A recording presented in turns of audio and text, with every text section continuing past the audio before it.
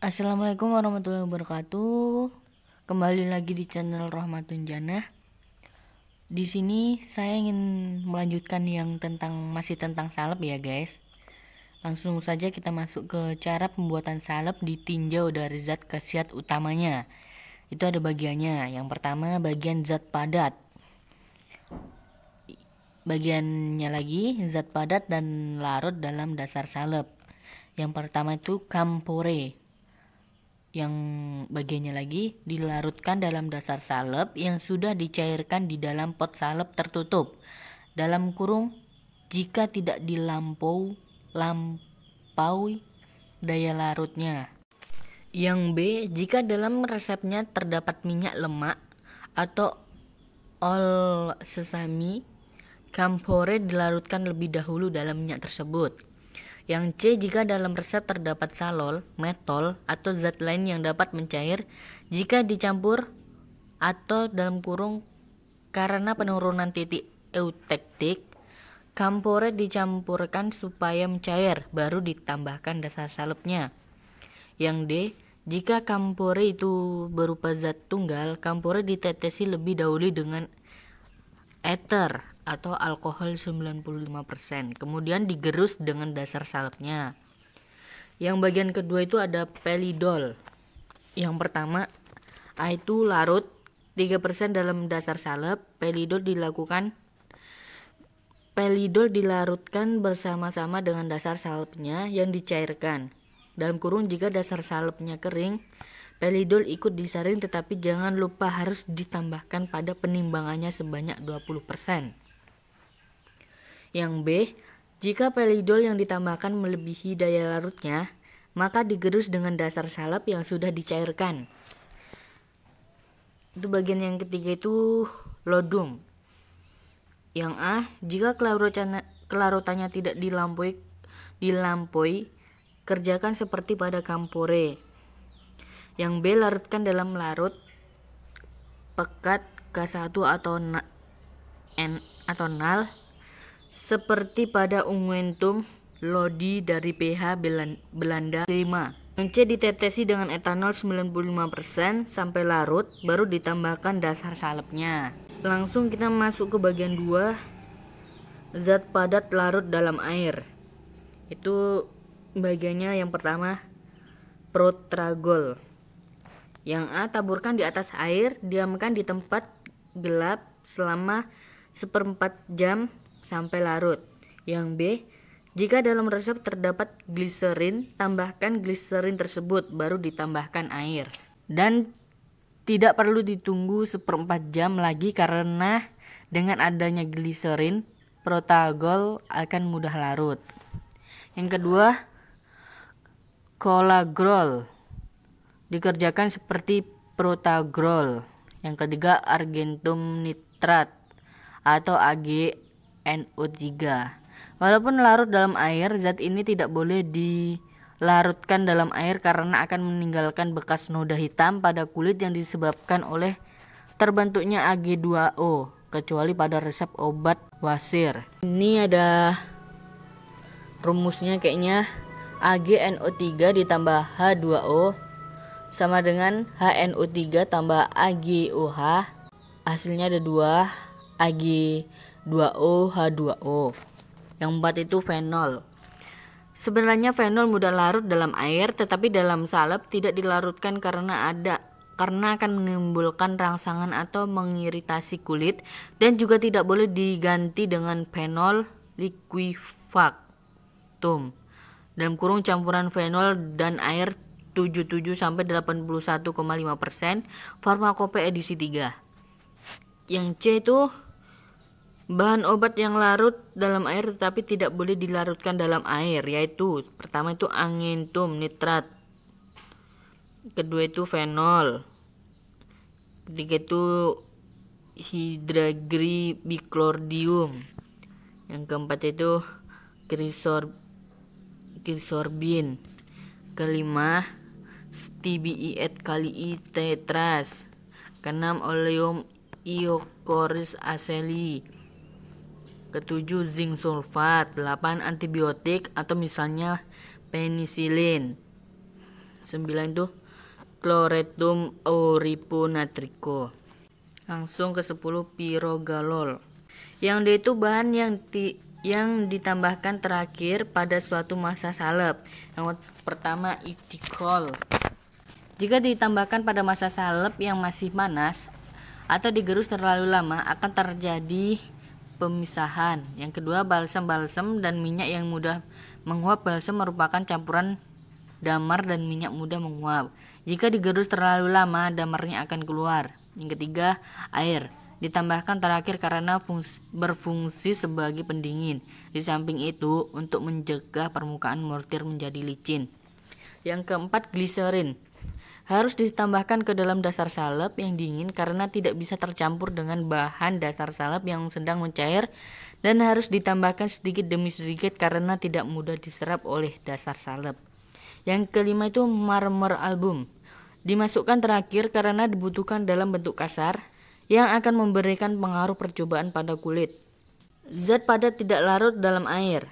Umumnya dibuat serbuk halus lebih dahulu, misalnya 1 belerang dalam kurung tidak boleh diayak. Yang kedua aseboricum dalam kurung diambil bentuk yang pulveratum. Yang ketiga osidum zincitium dalam kurung diayak dengan ayakan nomor 100 per B40. Yang keempat itu marmer album atau diayak dengan ayakan nomor 25 garing B10. Yang kelima veratrin dalam kurung digerus dengan minyak karena jika digerus tersendiri akan menimbulkan bensin. Penggolongan yang kedua itu ada zat cair. Yang pertama sebagai pelarut bahan obat. 1 air. Bagiannya itu ada terjadi reaksi. Contohnya jika aqua salsis tercampur dengan minyak lemak akan terjadi penyambunan, sehingga cara penggunanya adalah dengan diteteskan sedikit demi sedikit kemudian dikocok dalam sebuah botol bersamaan dengan minyak lemak baru dicampur dengan bahan lainnya. Contoh resep standar: zinc oxide, oleum sesami, aqua salsis AA10. Di sini akan terjadi penyambungan antara oil sesami dengan aqua salsis. B. Tak terjadi reaksi. Yang pertama jumlah sedikit, teteskan terakhir sedikit demi sedikit. Yang kedua jumlah banyak, diuapkan atau diambil bahan berkhasiat saja dan berat airnya diganti dengan dasar salpnya. Yang kedua itu spiritus atau garing etanol garing alkohol. Jumlah sedikit yaitu teteskan terakhir sedikit demi sedikit. Jumlah banyak yaitu tahan panas. Tinktur ratanhi dipanaskan di atas tangas air sampai sekental sirup atau sepertiga bagian. Yang kedua tahan panas. Bagiannya diketahui pembandingannya, maka diambil bagian-bagiannya saja, misalnya tinktur iodii. Tak diketahui perbandingannya, teteskan terakhir sedikit demi sedikit. Jika dasar salep lebih dari 1 macam harus diperhitungkan menurut perbandingan dasar salepnya. Contoh tinktur ranhi 6, vaselin 20, adapslane 10, Mistervac unguentum.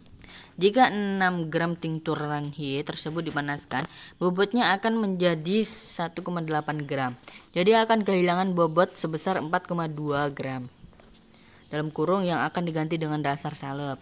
Perbandingan vaselin dan adapslane adalah 20:10. Maka jumlah perbandingannya adalah 30. Jadi bahan dasar salep yang harus ditimbang. Yang pertama itu vaselin 20 tambah 20 garing 30 kali 4,2 gram sama dengan 22,8 gram.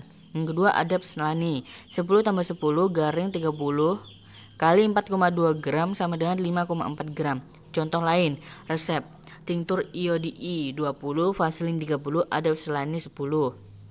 Resep lagi, tinktur iodii lodium 6,5, NaJ 3,5, etanol 90. Perbandingan vaselin dan adapslane adalah 30:15. Jadi jumlah perbandingan 45 sehingga Bahan dasar salep yang harus ditimbang vaselin. 30 tambah 30 garing 45 kali 18 gram sama dengan 42 gram. Adap selane 15 tambah 15 garing 45 kali 18 gram sama dengan 21 gram. 3. Cairan kental. Umumnya dimasukkan sedikit demi sedikit, contohnya gliserin, Pix lihantratis, Pix liquida, balsam peruvianum, ichthyoil, creosote. Yang ketiga, bahan berupa ekstrak atau ekstraktum. Yang pertama, ekstraktum sikum atau kering. Umumnya larut dalam air, maka dilarutkan dalam air dan berat air dapat dikurangkan dari dasar salepnya. Yang kedua, ekstraktum spicum atau kental, diencerkan dahulu dengan air dan etanol. Yang ketiga, ekstraktum liquidum, dikerjakan seperti pada cairan dengan spiritus. Yang keempat, bahan-bahan ini. Yang pertama, hidragirum, gerus dengan adap selane dalam lumpang dingin sampai halus, kurang lebih 20 apa nih? Enggak jelas, mg. Atau gunakan resep standar, misalnya unguentum hydragiri dalam kurung pH Belanda 5 yang mengandung 30% dan unguentum hydragiri fortio dalam kurung CMN mengandung 50%. B itu naptolum, dapat larut dalam sapu kalicus.